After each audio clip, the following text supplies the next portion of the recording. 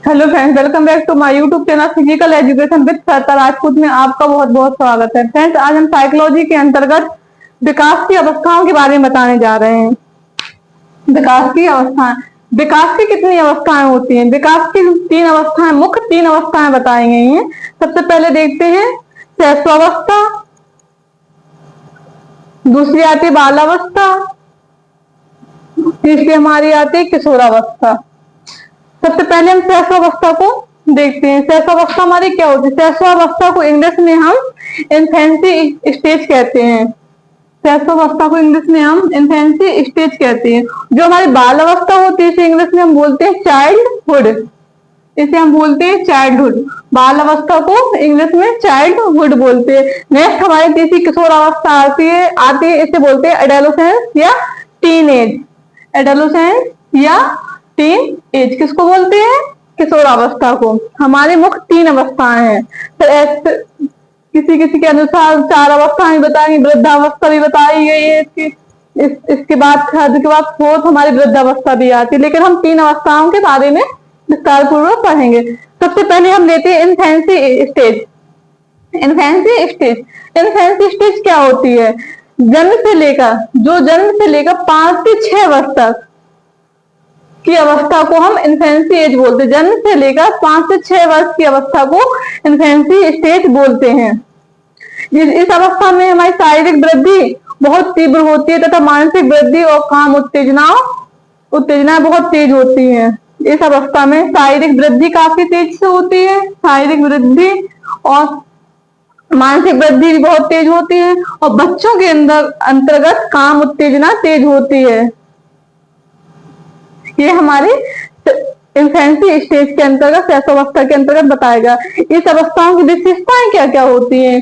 Infancy as में कुछ बच्चों की विशेषताएं होती है जिन्हें उनके गुण या लक्षण बोलते हैं। तो इनकी विशेषताएं देखते हैं। सबसे पहले होता है इन बच्चों में शारीरिक विकास बहुत तीव्र से होता है। जब छोटा बच्चा होता है तो उसका विकास बहुत तीव्र गति से होता है। बच्चा जन्म से लेकर उसका 4 या 5 वर्ष तक उसका विकास काफी तेज गति से होता है। इसका शारीरिक विकास काफी तेज गति से होता है। फिर इस अवस्था में व्यक्ति का मानसिक विकास भी बहुत तेज गति से होता है। मानसिक विकास भी काफी तीव्र गति से होता है। तो इसका नेक्स्ट पॉइंट देखते हैं, इसे आत्म प्रेम की भावना होती है। जो छोटा बच्चा होता है वह चाहता है कि पापा सिर्फ मुझसे प्यार करे, माँ सिर्फ मुझसे प्यार करे, भाई मुझसे ही प्यार करे। मतलब वो किसी अदर पर्सन को अपने अलावा किसी को नहीं देखना चाहता। उसमें स्व प्रेम की भावना या आत्म प्रेम की भावना पाई जाती है। 3 से 4 वर्ष तक के बच्चों से समझ नहीं होता, उसे लगता है सिर्फ माँ मेरी ही माँ रहेगी। पिता है तो सिर्फ मुझसे ही स्नेह करे, मुझसे ही प्यार करे, इसके अलावा मेरा छोटा भाई उसे तक गोद लेने में पसंद नहीं करता। तो इसमें स्व प्रेम की भावना होती है, आत्म प्रेम की भावना। तो इसके बाद नेक्स्ट पॉइंट आता है मूल प्रवृत्ति पर आधारित व्यवहार। इसमें व्यक्ति जो देखता है, जो आसपास के वातावरण व्यक्ति जो देखता है सुनता है, उसी के आधार पर अपना व्यवहार से कुछ मूल प्रवृत्तियां होती है। मैकडूगल ने 14 मूल प्रवृत्तियां बताई हैं। उसी के अनुसार बच्चों का व्यवहार होता है, मूल प्रवृत्ति के आधार पर व्यवहार। नेक्स्ट पॉइंट आता है दोहराने की प्रवृत्ति। जो शैशवावस्था होती है, इन्फेंसी एज, इसमें बच्चों की दोहराने की प्रवृत्ति बहुत ज्यादा पाई जाती है। कोई छोटा बच्चा मान के चलो, मतलब वह बच्चा अगर किसी कार्य को एक बार करेगा तो उस पर शाबाशी बोल देंगे या उसे वेरी गुड या गुड कुछ बोल के उसे बोल देंगे तो वह खुश होगा, फिर उसी कार्य को दोहराएगा। ऐसे बार बार दोहराता रहता है। बच्चों में दोहराने की प्रक्रिया बहुत ज्यादा पाई जाती है। छोटा बच्चा होता है, अगर वो मामा बोलता है तो बार बार माँ माँ बोलता है, बार बार ना ना, मतलब कोई भी वर्ड हो, कुछ भी क्रिया कर रहा हो, कोई भी कार्य, तो वह दोहराता ही चला जाता है। तो बच्चों में दोहराने की प्रवृत्ति भी अधिक पाई जाती है। इसका नेक्स्ट पॉइंट आता है संवेगों का प्रदर्शन। मतलब छोटे बच्चों में संवेगों का प्रदर्शन होता है बहुत ज्यादा। और नेक्स्ट इसके अंतर्गत आता है दूसरों पर निर्भरता। जो छोटा बच्चा होता है वो हमेशा दूसरों पर निर्भर होता है। वह अपने कार्य स्वयं खुद नहीं कर पाता। वह अपने माता पिता, भाई बहन, चाचा चाचू, मतलब अन्य जितने घर में सदस्य होंगे वह उन पर निर्भर रहता है। जो छोटा 3 से 4 वर्ष, 5 वर्ष, 6 वर्ष का बच्चा हमेशा दूसरों पर ही निर्भर रहता है। वह अपना काम स्वयं नहीं करता है। वो जो छोटे बच्चे होते हैं तो वो हमेशा माता और पिता पर ज्यादा निर्भर होते हैं, उन्हीं से अपने सारे काम करवाना, खाना पीना, मतलब सारे ही माता पिता कार्य करते हैं।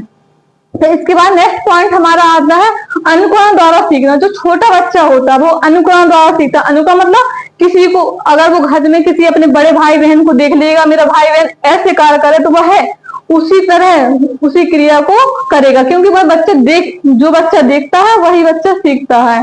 तो वह देख के सीखता है। बच्चों के अंदर अनुकरण करके देख कर सीखना अधिक पाया जाता है। फिर इसके अनुसार देखते हैं शैशवावस्था की डेफिनेशन, परिभाषा। शैशवावस्था की परिभाषा, सबसे पहले हमारी परिभाषा आती है गैसल के अनुसार। गैसल महोदय ने क्या कहा है शैशवावस्था, इन्फेंसी एज के बारे में? यहाँ देखते हैं गैसल महोदय ने कहा, जो गैसल ने कहा, बालक प्रथम 6 वर्ष, बालक बाद के 12 वर्ष का दुगना सीख जाता है। कहा बालक प्रथम में जो 6 वर्ष तक बालक सीखता है, 12 वर्ष का दुगना सीख जाता है। प्रारंभ में बालक बहुत सीखने की गति उसकी तीव्र होती है, वह कई गुना सीखता है, जो 12 वर्ष में नहीं सीख पाता है। तो गैसल ने कहा है प्रथम 6 वर्ष बालक बाद के 12 वर्ष का दुगना सीख जाता है, मतलब प्रारंभ में अधिक सीखता है, बाद में उसकी सीखने की गति कम हो जाती है। यह हमारे गैसल महोदय के अनुसार है। नेक्स्ट परिभाषा हमारी आती है बैलेंटाइन के अनुसार। बैलेंटाइन ने क्या कहा है? बैलेंटाइन ने क्या कहा? शैशवावस्था सीखने का आदर्श काल है।